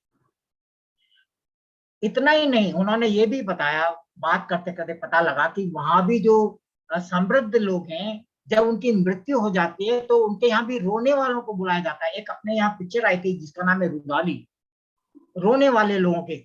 तो मैं जब इसके ऊपर अध्ययन करा तो मैं सिटी पैलेस में चला गया, वहां के डायरेक्टर से पूछा कि क्या जयपुर घराने में भी ऐसी प्रथा है क्या? उन्होंने कहा हाँ यहाँ प्रथा है। चौगान स्टेडियम के पास में एक हवेली है, उनको हम रोनो राव बोलते हैं, टाइटल देखा है राव, रोनो है तो वो रोनो। तो जब लिथुआनिया लोग के लोगों से पता लगा तो वो भी उनको रोनो ही बोलते हैं, कोई अंतर नहीं है। हम भी रोनो बोलते हैं, वो भी रोनो बोलते हैं। और इनके जो सारे देवी देवता मिल गए, उनके सारे के सारे नाम हमको त्रिपुरा में मिल गए। जैसे सूर्य को सॉल बोलते हैं तो त्रिपुरा वाले भी सॉल बोलते हैं, लक्ष्मी जी को लाई में बोलते हैं, त्रिपुरा वाले भी लक्ष्मी जी को लाई में बोलते हैं, काली माँ को लव में बोलते हैं, ये भी लव में बोलते हैं। तो क्या त्रिपुरा से इनका क्या संबंध है वो भी हमने खोजा, लेकिन उस पर आज हम नहीं जाएंगे। तो ये देखे, वो जो गुरु है उनको वहां के राष्ट्रपति, अब तो नहीं रही है राष्ट्रपति, उनको सर्वोच्च पुरस्कार दे रही हैं, क्योंकि ये स्वतंत्रता सेनानी भी थे। और इन्होंने कहा कि चित्तौड़ मुझे लेके चलिए, मैं लेके गया। कहता कि हमने इसे प्रेरणा दी है, हम लोगों ने भी जो 2 आर्मी थी, चर्च की आर्मी थी, जिसका एक का नाम था टीटोनिक आर्मी और लिवोनियन आर्मी, से 300 साल हम लड़े हैं। ये वही स्थान है, आप देखिए, मुझे गुरु माता भी हैं और बगल में वहां के मेयर भी हैं। हम 300 साल, आप समझ सकते हैं 300 साल में कितनी वंशजें खप गई होगी। और आखिर में जब वो और नहीं लड़ पाए तो उन्होंने जौहर किया। कहते हैं वैसा ही जौहर था जैसा चित्तौड़ का जौहर। और ये मैंने आपको बताया, ये देखिए, ये गुरु हैं, ये अपने कल्की भगवान के मंदिर में है यहाँ पर जयपुर के अंदर। और ये राष्ट्रपति का, ये लिथुआनिया के राष्ट्रपति का घर है। आप देखें, ये कल्की भगवान, उनके ध्वज में भी कल्की भगवान है, दोनों कल्की भगवान है। और ब्रिटिश बोलते हैं कल्की भगवान को, प्योर संस्कृत शब्द है। ये देखिए उनके कॉइन्स में कल्की भगवान है। और ये हम लोग हम्पी में गए थे, कर्नाटका में।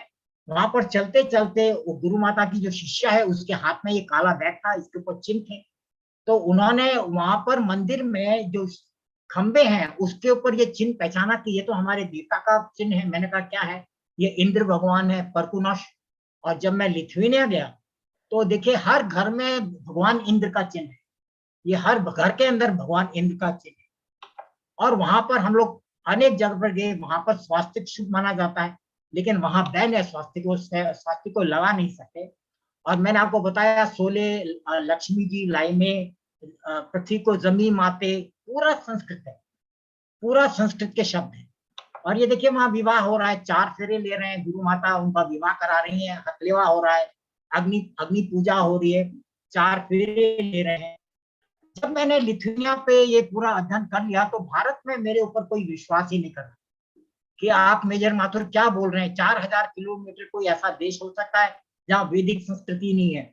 तो मुझे कुछ लोगों को भारत से साथ ले जाना पड़ा। मैंने कहा एक धर्म गुरु को भी साथ ले जाऊंगा, तो मैं गायत्री परिवार के चिन्मय पंड्या जी को साथ लेके गया। आप देख सकते हैं, मैं खाऊं यहाँ पर खड़ा हुआ, और ये चिन्मय पंड्या जी है, यहाँ की गुरु माता है। गुरु का स्वर्गवास हो गया था, उनका चयन वैसा ही हुआ जैसे शंकराचार्य का होता है। और चयन होने के बाद हवन हुआ, हवन होने के बाद उनको वहां का गुरु घोषित किया गया, जिनको उनको टाइटल भी दी गई। तो मैंने चिन्मय पंड्या जी, हजारों लोग थे वहां पर, मैंने उनसे कहा कि इस देश को हमको जोड़ना है, तो आप हमें मदद करिए। उन्होंने कहा क्या चाहिए? तो जैसी वो गुरु माता बनी, उनके हजारों शिष्यों के सामने उन्होंने और मैंने मिलकर घोषणा करी कि जो देव संस्कृत विश्वविद्यालय है हरिद्वार में, वो उनको ऑनरी डॉक्टरेट की डिग्री प्रदान करता है। ये देखिए डिग्री प्रदान करते हुए चिन्मय पंड्या जी साहब। और ये मेरी पत्नी है, मैं उनके 5 छुरा हूं। मैंने कहा हम आपको गुरु माता है। फिर हमने MOU साइन कराया। देखिए ये वहां की यूनिवर्सिटी है, और आज देव संस्कृत यूनिवर्सिटी हरिद्वार लिथुआनिया की भाषा का कोर्स चला। ये स्वास्तिक है, ये आप देख सकते हैं, ये स्वास्तिक है। एक छोटा सा विषय जो बहुत ही महत्वपूर्ण विषय है, और पिछले बार कोरोना से पहले वो लोग आए भारत में, हम उनको हरिद्वार लेके गए, वहां कनखल भी लेके गए जहां पर सती हुई थी। भगवान शिव का स्थान है, वहां दक्ष का स्थान है। तो रात्रि को जब हम सब इकट्ठे हुए, वो इकट्ठे होने पे ही वो लोग सब एक कमरे में बंद बैठ गए, और फिर उन्होंने हमको बुलाया कि ये हमारा सबसे पवित्र वाद्य है, इसको हम कनखल बोलते हैं। और ये जो स्थान कनखल है, उसका नाम भी कनखल है, ये मेल खाता है। तो मैंने कहा इसका क्या कारण है? तो उन्होंने बताया कि हमारी वही कल्पना है जो हरिद्वार की कल्पना है। हरिद्वार में भी आप पुष्प अर्पित करते हैं गंगा नदी में, और कल्पना है कि उसकी जो लहरें हैं उसमें जाते हुए आत्माएं स्वर्ग में ऊपर उठ जाएंगी। हमारे यहाँ गंगा नदी नहीं है, हमारे यहाँ यमुना नदी, लिथुआनिया में यमुना नदी है। तो हम जब कोई भी किसी की मृत्यु होती है तो मृत्यु जन के पास में बैठ के इस कनखल वाद्य को बजाते हैं। और ये हमारी कल्पना है कि ये जो तरंगे निकलती हैं इससे, उसमें वो आत्माएं नदी की जो लहरें हैं उनके साथ होते हुए आकाश में चले जाते हैं, स्वर्ग की ओर। और उनकी और अधिक कल्पना है, आप देखिए क्या कल्पना है। वो कहते हैं कि ऊपर जाकर के एक स्थान है जिसका नाम है दशौस, वो दक्ष प्रजापति, वो दक्ष प्रजापति को दक्ष प्रजापति ही बोल रहे हैं।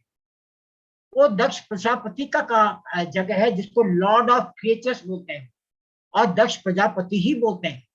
और उसके द्वार पे अप्सरा, वो अप्सरा को अप्सरा ही बोलते हैं, तो वहां अप्सरा भी रहती हैं और वायुपति भी रहते हैं। तो जो आत्मा जाती है, उसको जो अच्छी आत्मा है वो अप्सराएं उनको अंदर लेके चली जाती हैं, लेकिन जो बुरी आत्माएं हैं उनको वायुपति तेज हवा से दूर भगा देता है, और जो अंदर ले जाने का स्थान है उसको दक्ष व्रत बोलते हैं। यही शब्द इस्तेमाल करते हैं, मैंने कोई बदलाव नहीं किया इसके अंदर। दक्ष प्रजापति को दक्ष प्रजापति, अप्सरा, वायुपति, दक्ष व्रत, ये सारे यही शब्द इस्तेमाल करते हैं। और आप देखें कि उनकी जो पुत्री है वो इस संकल्प पे वंदे मातरम का गीत गाती है। भारत में आके उन्होंने वंदे मातरम का भी गीत गाया। और देखिए, ये जैसे हम नाग को पूछते हैं वो भी पूछते हैं, लेकिन वह हरा होता है। और गुरु महाराज ने जो प्रेस के सामने स्टेटमेंट दिया, कहा भारत हमारी दूसरी मातृभूमि है। और इस मैं आपको, आप क्योंकि आप इतने सीनियर देख रहे हैं, इसलिए मैं एक विषय के ऊपर आप बताना चाहता हूं। मैंने उनके गुरु से कहा, आपने कहा कि हमारा वैदिक संस्कृति और आप कहते हैं दूसरी, भारत हमारी दूसरी मातृभूमि है, आप क्या करने वाले हैं? तो उन्होंने कहा मैं आपको 15 दिन में जवाब देता हूँ। वो वापस चले गए और 15 दिन बाद में भारत के अखबारों में खबर आई कि यूएन लिथुआनिया की पार्लियामेंट में ये प्रस्ताव पारित किया है कि भारत को यूएन सिक्योरिटी काउंसिल का परमानेंट मेंबर बनाया जाए। ये विषय भारत सरकार नहीं जानती है, ये कैसे हुआ और क्यों हुआ।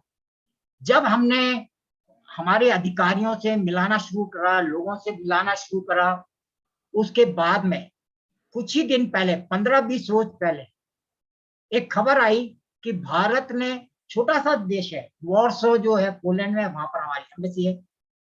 15 दिन पहले खबर आई कि भारत सरकार ने तय किया है कि लिथुआनिया में हम एम्बेसी खोलें। ये हमारी उपलब्धि है। ये जो कुछ भी हम काम कर रहे हैं, हमारा लक्ष्य ये है इन देश सांस्कृतिक रूप से हमसे जुड़े। तो आप समझ सकते हैं कि ये हमारा किस तरीके से बिना किसी कोई प्रचार प्रसार किए हम इन देशों के दिलों को जीत ले रहे हैं, इनके जो पौराणिक संस्कृति उसको जीत ले रहे हैं। अब हम आप चलेंगे हंगरी, ये बहुत महत्वपूर्ण स्थान है। ये ऑस्ट्रिया, हंगरी, रोमेनिया, ट्रांसिल्वेनिया है। ये अपने आप को हून बोलते हैं, और ये हून कहते हैं कि हम चौहान राजपूत हैं। हमें भी बहुत आश्चर्य हुआ कि अपने आप को चौहान राजपूत कैसे कहते हैं। उन्होंने कहा नहीं, चौहान, आपको जान के आश्चर्य होगा, बुडापेस्ट के अंदर आधे से ज्यादा डिक्शनरी में चौहान नाम है, लेकिन केवल स्पेलिंग में फर्क है। CHAUHN की जगह CSOHN। 50% नेम जो है वो चौहान है, और वहां से सब कुछ मिल गया हमारा। उनकी कुल देवी भारत में मिल गई। और हून न केवल चौहान राजपूत है, चौहान राजपूत के वहां हर तरह के सारे देवी देवताओं को पूछ रहे हैं, वो शाक भी कहलाते हैं। शाका अम्बा, हमें यहाँ पर जो सांबर है वहां शाकंभरी माता, उनकी कुलदेवी भारत में मिल गई। और इतना ही नहीं, इन्होंने यूरोप में 32 देशों के राज्य स्थापित किए राजा अटिला के समय में। मैं जब वहां गया तो मैंने पूछा, वहां जो गुरु थे उन्होंने कहा गांव में लेके गए। गांव में पूछा मैंने, कुछ महिलाएं थी क्रोशे का काम कर रही थी, पूछा मैंने उनसे कि आप लोग कहाँ से हैं? कहते हम 1000 साल पहले भारत से आए राजा अटिला के साथ। आप कल्पना कर सकते हैं, एक सामान्य गांव का नागरिक बता रहा है हम 1000 साल पहले भारत से राजा अटिला के, राजा अर्पात के साथ हम लोग भारत से आए। और वो सारे हमारे देवी देवता। आज हमारे यहाँ चौहान राजाओं के कितने किंगडम है, अजमेर है, जालौर है, सिरोही है, कोटा है, बूंदी है, सवाई माधोपुर है, अनगिनत है। चाहे आप चाहे गुजरात चले जाएं, चाहे यूपी चले जाएं। और न केवल ये राजपूत हैं, हुन्स जो हैं उन्होंने चाइना के ऊपर भी चाइनीज डायनेस्टी स्थापित की। चाइना की प्रमुख डायनेस्टी हुनों की डायनेस्टी है। और ये जाट भी हैं, ये गुजर भी हैं। गुजर कहते हैं हम हुन गुजर हैं। और ये कहते हैं हम कनिष्का का दिवस भी मनाते हैं। ऐसे एक हमारे कर्नल गुजर हैं, उन्होंने बताया कि हाँ हम तो वो कनिष्का का दिवस मनाते हैं। और ये बुडापेस्ट में देखें आप, ये देखें उनके ये 9 ट्राइबल किंग्स हैं, उनके ये बिल्कुल जैसे महाराणा प्रताप, बिल्कुल महाराणा प्रताप। और आपको जान के, आप शायद जानते ही होंगे, महाराणा प्रताप की जो माता जी थी वो स्वयं चौहान वंशज। तो ये वहां पर देखिए बिल्कुल महाराणा प्रताप की तरह उन्होंने वो ही जो थे ट्राइबल किंग्स अपने राजा को कटे थे, उन्होंने 32 किंगडम स्थापित करे। और ये उनकी एक स्थान है, बब्बा माँ कहलाती है, अम्बा माँ है। 5-6 लाख लोग हर साल एक विशेष दिन आकर के यहाँ इकट्ठे गांव से ध्वज लेके आते हैं और वहां पर पूरी रात भजन गाते हैं। ये कल्कि भगवान है, देखिए ये कल्कि वापस उसी कल्कि मंदिर में हम आ गए। वो कल्कि भगवान को चाबा बोलते हैं। इतना ही नहीं, आप देखेंगे, देखिए जैसलमेर की जो राजघराना है उनका चिन्ह हिरण है। हिरण उनकी देवी भी, हिरण को वो देवी मानते हैं। इसका और बहुत बड़ा इतिहास है। और ये देखिए शाकंभरी माता, शाका अम्बा, ये उनकी कुल देवी, ये हंगरी के गुरु है। ये अनेक बार आते हैं, हमने इनके अनेक यूनिवर्सिटी में इनके। और ये देखिए हुनों का राज्य कहाँ कहाँ तक फैला हुआ था, आप देख सकते हैं कहाँ कहाँ तक हुनों का राज था। अब मैं आखिरी पड़ाव पे आ रहा हूँ, समय बहुत ज्यादा हो गया है। ये स्लेविक कंट्रीज हैं, ये हमारे लिए बहुत ही महत्वपूर्ण है। इसमें रशिया और यूक्रेन है। इस युद्ध को मैं ऐसे कहूंगा जैसे भारत और नेपाल, दोनों देश एक ही है, कल्चर एक ही है, आइडियोलॉजी लेकिन फर्क है। आप देख लीजिए। तो ये स्लेविक कंट्रीज हैं। इन कंट्रीज में देखिए चेक रिपब्लिक आता है, ऊपर रशिया आता है, यूक्रेन आता है, और पोलैंड भी आता है, स्लोवेकिया भी आता है, क्रोएशिया भी आता है, अनेक देश इसके अंदर है। सबसे मजे वाली बात यह है, इस स्लेविक का कल्चर पूर्ण रूप से विष्णु पुराण है। पूरा का पूरा विष्णु पुराण ही है स्लेविक में। अब आप कहेंगे ये कैसे है, तो उनके यहाँ भी जो जम्बू द्वीप की कल्पना है, एक्सेस मुंडी की कल्पना है, वो भी होली मनाते हैं। लेकिन उसमें फर्क क्या है, वो होली मनाते हैं तो किस नाम से मनाते हैं? हम बोलते हैं होली का दहन। दहन कब होता है? जब मृत्यु होती है, जब कोई मर जाता है तो उसको मोरना बोलते हैं। वो स्वर्ग को स्वर्ग देवी मानते हैं। हम मोक्ष धाम में लेके जाते हैं, तो वो मोक्ष धाम मतलब जहां पर पंच तत्व में विलीन हो जाते हैं, वो उसको धरती माँ बोलते हैं। तो मोक्ष, उनकी धरती को मोक्ष देवी बोलते हैं। इसी तरह आकाश को वो गगन बोलते हैं। उनकी भी कल्पना है कि एक देवी, एक पवित्र नदी आकाश से नीचे आई थी, और गगन जो है पूरे पृथ्वी को प्रोटेक्ट करने वाली एक पक्षी है, ऐसा उनका मानना है। और उनके वहां भी असुर है।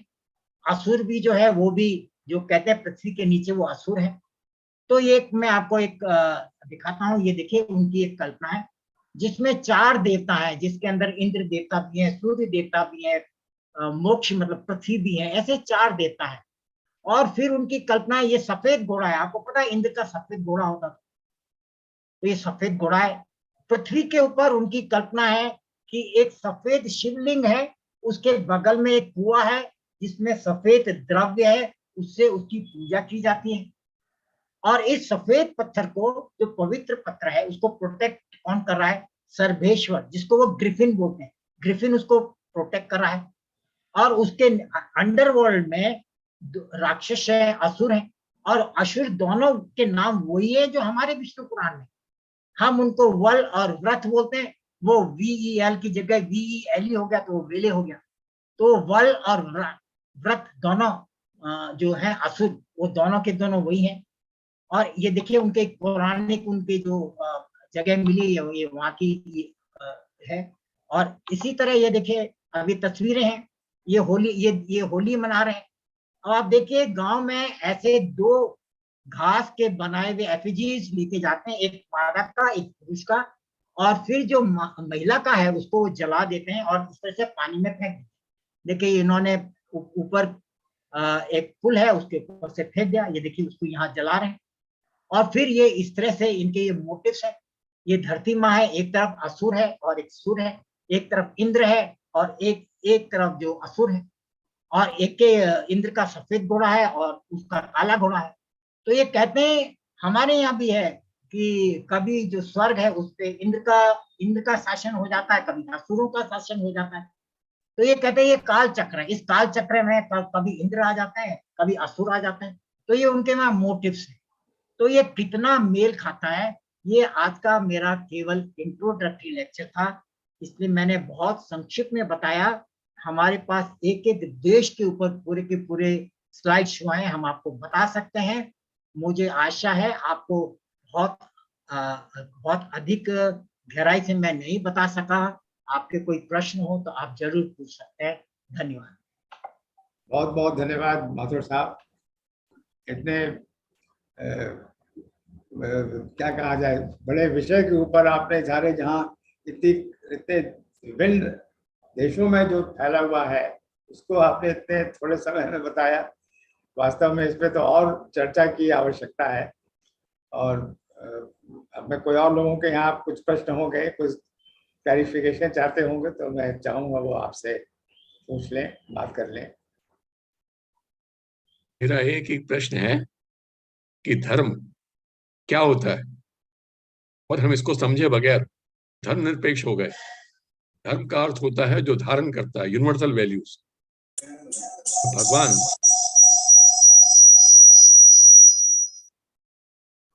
गीता में कहते हैं जो सबको मुझ में देखता और सब में मुझको देखता उससे मैं कभी दूर नहीं होता। इस बात को समझना बहुत जरूरी है।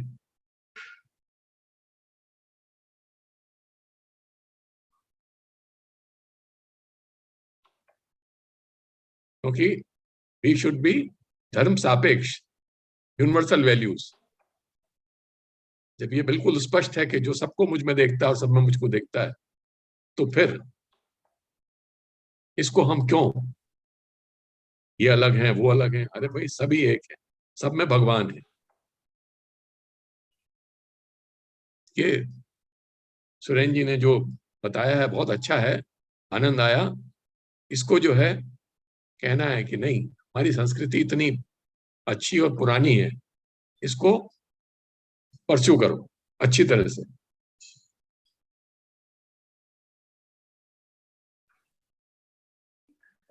जी बहुत बहुत धन्यवाद। हाँ, एक प्रश्न बड़ा भी है छोटा भी है, जैसा भी देखें। मेरी आवाज आ रही है? जी जी जी हाँ आ रही। मैं तो मैं ये पूछना चाहता हूँ, इतने सारे इंडोलॉजिस्ट थे पर हमारी इग्नोरेंस इस ब्लिस हमें पता ही नहीं चला। मैक्समुलर हैं, गेटे हैं, इमर्सन बिखर, हमने हमारे वेद उपनिषद में इंटरेस्ट लिया। लेकिन ये लिंकेजेस वाली बाली और इंडोनेशिया इधर समझ में आता है, मलेशिया में, लेकिन इधर यूरोप में इतने सारे लिंकेजेस आपने बता दिए, वेरी कॉम्प्रिहेंसिव और माइंड बॉगलिंग। लेकिन कभी इंडोलॉजिस्ट के संदर्भ में ये बात नहीं आती है कि साहब इतने लिंकेजेस थे। हमने इतिहास जो भी पढ़ा, लेकिन अभी ये बात जिक्र भी नहीं आया कि ये सारे लोग यूरोप में मैक्समुलर है, दूसरे हमें तुलसीदास अभी रसन ने वो किया, ट्रांसलेशन किया और उसने किया। ये बात कभी सामने नहीं आई, जितनी बात आपने रखी है, बहुत खुशी की बात है। बहुत बहुत धन्यवाद साहब का। सर एक क्वेश्चन है।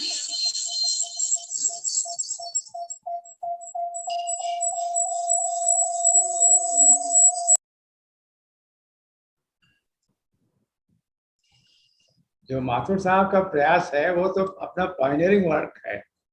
जैसा कि अभी श्रीवास्तव जी ने कहा कि हम लोगों को भारत के जो ईस्ट के जो मुल्क हैं उनमें तो बहुत प्रभाव दिखता ही है, मगर भारत पश्चिम के देशों में जो हमारे धर्म का या सनातन जो का क्या प्रभाव था उसके बारे में कोई काम ही नहीं हुआ है। ये शायद पहला काम है जो माथुर साहब ने किया है, इतना जाके स्वयं जाके देख के और उसका अध्ययन करके जो थोड़ा आपने निकाला है उसको। जिक्र तो आता कम से कम, कभी इसका कोई इंडोलॉजिस्ट ने कभी जिक्र उस तरह से किया ही नहीं जैसे इन्होंने किया। इतना पायनियरिंग वर्क तो है ही कैसे नहीं, जिक्र नहीं है। आपने तो बहुत स्क्रिप्चर्स को भी अध्ययन किया, स्क्रिप्चर्स में भी कहीं ज्यादा इसका जिक्र नहीं आता है। जी हाँ बिल्कुल। सर एक क्वेश्चन था।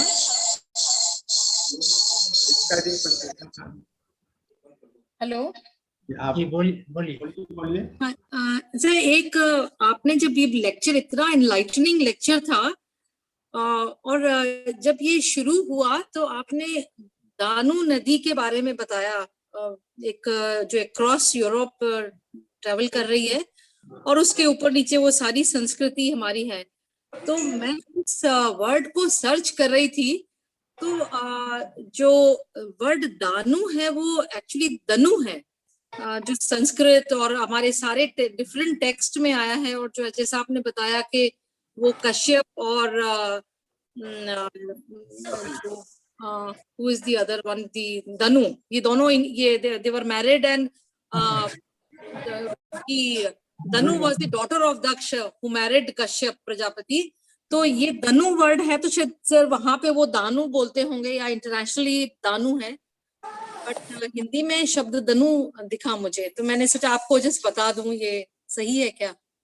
आप बिल्कुल ठीक कह रही हैं। एक्चुअली बहुत सारे ऐसे शब्द हैं जिनके हम वो जो बोलने लग गए, और उसका कारण भी मैं बता देता हूँ कि इन सभी की अपनी स्क्रिप्ट थी, लेकिन उनके ऊपर रोमन अल्फाबेट्स थोप दिया गया। तो जब रोमन अल्फाबेट्स थोप दिया था, आप तो रोमन इंग्लिश ऐसी भाषा है, हर देश में उसकी स्पेलिंग अलग है, तो उच्चारण भी अलग अलग होता जाता है, तो हम किसी एक शब्द का उच्चारण में प्रभावित हो जाते हैं। तो यूरोप में उसको दानु भी कल्चर बोलते हैं, तो हम लोग भी दानु भी कल्चर बोलने लगे। तो आप सही कह रही, वो दनु ही है। और उसका संस्कृत में उसका मतलब क्या है वो भी मैंने आपको बताया। जो मिस्ट होती है या जो द्रव्य होता है, उस द्रव्य को दनु बोलते हैं। ये प्योर संस्कृत शब्द है दनु। आप बिल्कुल ठीक कह रही हैं। हमारे इतिहास में एक निवेदन करूं सर? बिल्कुल बिल्कुल। कश्यप ऋषि की 8 पत्नियों में से जो सुरुसा पत्नी थी 8वीं, उनके दानव हुए दीति के दैत्य, कद्रु के नाग, सुरभि के खुर वाले। इस तरह से जो बने वो एक अपना एक इतिहास है। और लेकिन मूल बात जो आपने बताई सर, वो सबसे महत्वपूर्ण बात ये कि जो अपने कृष्ण यजुर्वेद को हयग्रीव ने वैशंपायन को, जैसे याज्ञवल्क्य को कृष्ण यजुर्वेद बताया, हयग्रीव ने शुक्ल यजुर्वेद का के बारे में बताया। हयग्रीव का वहां पर वर्णन होता है, तो इसका मतलब वेदों की मान्यता भी वहां पर उतनी ही होगी जितनी कि हमारे यहाँ पर है। और वेदों की यदि मान्यता है तो संपूर्ण भारतीय संस्कृति की मान्यता है। यह जान करके बहुत सर्वाधिक खुशी इस बात को हुई। और मैं इसको देख रहा था, अभी मैंने सुबह आपको भेजी भी थी एक पुस्तक, आज से करीब 55 वर्ष पहले इस पुस्तक निकाली थी विवेकानंद केंद्र कन्याकुमारी ने। और उसमें इन्होंने जो यूरोप और अन्य देशों में, वर्ल्ड में जो भारतीय संस्कृति का, वेदों का प्रचार हुआ है, तदनुसार अध्ययन किया गया था। आपने उसको इतना आगे बढ़ाया है, मैं कोई प्रश्न नहीं कर रहा हूं, केवल इतना सा कह रहा हूं, इसकी सीरीज अगर 7 दिन भी चले तो मैं सोचता हूं कम होगी। मैं इतना कह करके मैं इतना थ्रिल्ड हूं कि क्या बताऊं, बस इतना सा कहना चाह रहा हूं सर। सर और कोई? सर इसमें मेरा ये निवेदन है कि खैर बहुत ही सुंदर और बहुत ही थॉट प्रोवोकिंग आपका ये वार्ता रही मेजर माथुर साहब। ये माना जाता है, एक थ्योरी ये भी है कि जो आर्य थे वो सेंट्रल यूरोप से भारतवर्ष की तरफ आए और जगह भी फैले होंगे, लेकिन उसी एरिया में जहाँ की स्लाविक लोग हैं, और इस वजह से काफी भाषा में तो काफी मेल है। जैसे कई जो अंग्रेजी के शब्द हैं फादर है, या रोमन के शब्द हैं फादर मदर, उसका कोई ना कोई लिंक आपको संस्कृत भाषा में भी मिलेगा। तो ये एक ही विशेष रीजन से इन सब चीजों का उद्गम हुआ, तो ये स्वाभाविक है कि दूसरी जगह भी ये लोग वहां से माइग्रेट हुए होंगे और ये लिंकेजेस रहे होंगे, और कुछ ऐसी परंपराएं हैं जो अभी तक वहां पर जीवित हैं। तो ये बात मानी तो जाती है, कम से कम एक थ्योरी तो है। और आपने इस पर और भी अधिक रिसर्च की है, तो ये बहुत ही प्रशंसनीय है। लेकिन ये लिंकेजेस तो माने जाते हैं, ये कि आर्य लोग यहाँ पर आए थे और वहाँ सेंट्रल यूरोप से आए थे, और इसलिए हमारा उनसे कोई ना कोई संबंध है। आपने उसको थोड़ा बढ़ाया, आपने वहाँ के डेटीज को पहचाना, वे ऑफ वर्शिप कैसे पूजा करते हैं, तो सब कुछ और वास्तव में तो ये विषय ऐसा है कि इसमें तो भी जो माथुर साहब ने काम किया है वो एक मेरे ख्याल से नींव की तरह है। इसके ऊपर तो बहुत अभी एक एक और जबरदस्त काम करने की आवश्यकता है, और मैं मानता हूँ कि माथुर साहब खुद ही करेंगे, इसको आगे बढ़ाएंगे। नहीं, सबको मदद करनी चाहिए, अकेले कुछ नहीं होता, टीम बननी चाहिए। सर तो मैं और कोई प्रश्न, मैं आपकी और प्रश्न हो रहे हैं सर? एक थोड़ी सी एक जिज्ञासा है। बातें तो बहुत सारी, जिज्ञासा ही क्लब है अपना, जिज्ञासा ही हम रखते हैं यहाँ पर अपने बातचीत में। तो माथुर साहब का एक तो इतनी सारी बातें बताई, उनको अभी एस्टिमुलेट करना और उस पर सोच के कुछ कहना तो बड़ा समय लगेगा। लेकिन एक चीज तो मन में आता है कि माइथोलॉजी और हिस्ट्री में हमेशा ये रहता है, द्वंद्व रहता है, कौन सी चीज ऐतिहासिक है, कौन सी चीज पौराणिक है। तो इन सारे जो लिंकेजेस जो निकाल पा रहे हैं आप, उसको माइथोलॉजिकल लिंकेजेस कहेंगे या हिस्टोरिकल लिंकेजेस कहेंगे? ये प्रश्न मुझे दिमाग में जरूर आता है।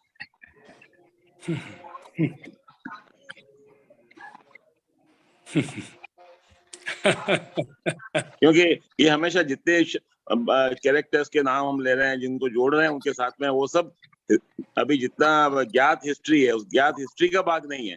तो ये लिंकेजेस जो है माथुर साहब ने, मेजर साहब ने बताए हैं, उनको देख के हम गर्वित तो अनुभव करते हैं कि हमारा प्रभाव पूरे विश्व में कहाँ कहाँ पर था, यूरोप में भी था। लेकिन इन लिंकेजेस को कोई हिस्टोरिसिटी है या केवल माइथोलॉजी है, ये जानना चाह रहा हूँ। कुछ कहना चाहे माथुर साहब?